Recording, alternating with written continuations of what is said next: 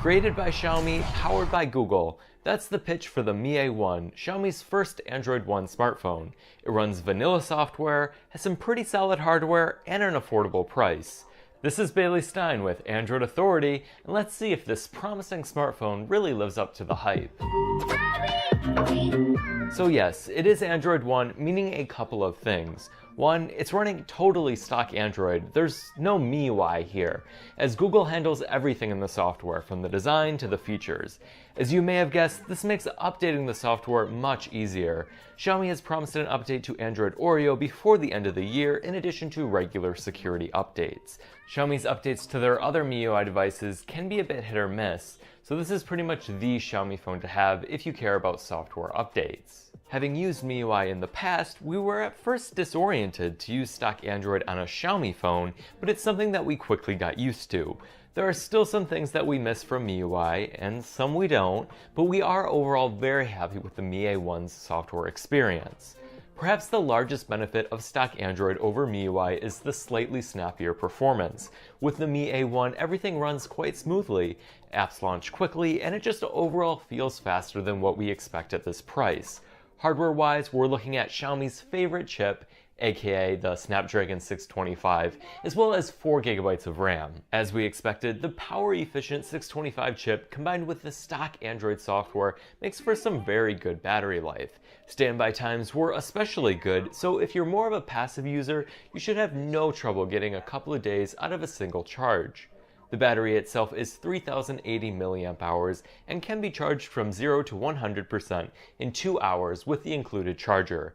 That's pretty good, although not overly impressive. Speaking of things that are good but not overly impressive, let's talk about the cameras. The Mi A1's dual camera setup is one of only a few in this price segment. With it, you get a 12-megapixel normal lens, as well as a 12-megapixel telephoto lens.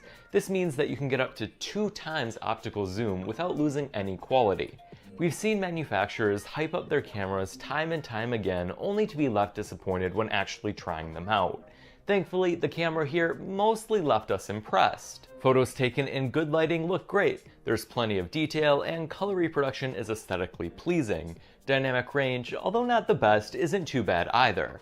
The bundled portrait mode also does a nice job at correctly isolating the subject from the background. In a few cases, the effect felt a bit excessive, but it's about as good as you're going to get at this price. We were really only disappointed when taking it out at night. Images taken with less than ideal lighting lack detail and can be quite noisy. So overall, this certainly isn't a bad package, it's just one that you should manage your expectations for. As you may have expected, the Mi A1 includes a dual nano SIM card tray. For our American audience, please note that you'll be limited to 3G with the Mi A1, as it is not intended to be used here. You can substitute one of the SIM slots for a micro SD card up to 128GB. This is a great option to have if you don't think that the 64GB of internal storage will be enough for all of your pictures, videos, and music. In case you're wondering, yes, the Mi A1 does still have a 3.5mm headphone jack. When you don't have headphones on hand, the bottom firing speaker can do a nice job at giving you a fairly loud, minimally distorted sound. When you'd rather watch on a television, the Mi A1 has you covered with an integrated IR blaster, which basically makes it a TV remote controller. We always like to see manufacturers include this really cool feature. As for the rest of the design, what can we say? We've certainly seen it before, but it's elegant and premium nonetheless. Combined with a really great build quality, we're really impressed with how Xiaomi was able to pull this off at this price. The rounded edges and sleek side profile make it nice to hold in the hand. The dual cameras do protrude a bit, but it's no big deal. The fingerprint reader is located below and off to the center of the cameras and is functionally on par with others in this segment. Xiaomi has opted for capacitive navigation keys, which are illuminated and positioned right below the display.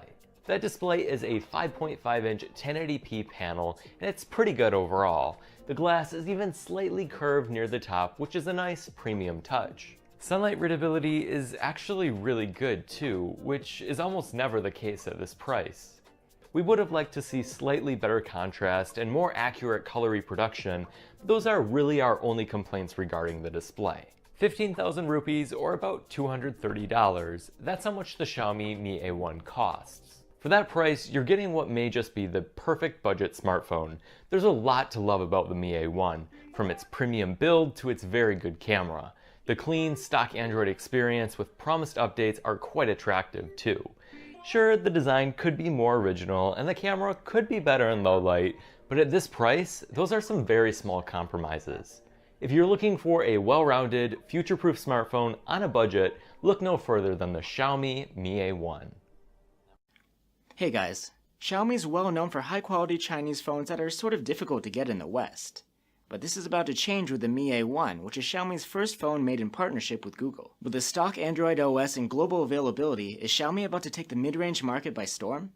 I'm Will for GSM Arena, and this is our Xiaomi Mi A1 review. If you've been following Xiaomi's phone releases, you might do a double take at the A1. It has a twin model called the Mi 5X. It's all metal and feels premium and sturdy. The edges are rounded and pretty smooth. The unibody is gap-free, but like most mid-range phones, the Mi A1 isn't water-resistant. There's a 3.5mm audio jack at the bottom, along with a USB Type-C port. As for speakers, loudness is excellent, and the sound is rich and crisp, with even some good bass. The 64 gigs of internal storage is expandable via microSD, which takes up your second SIM slot. The always-on fingerprint reader is located on the back, is well-centered and easy to reach, and really responsive to wake up your phone. Like other Xiaomi devices, there's an IR blaster built into the A1 which can turn appliances on and off. The backlit navigation touch keys are located below the 5.5-inch screen.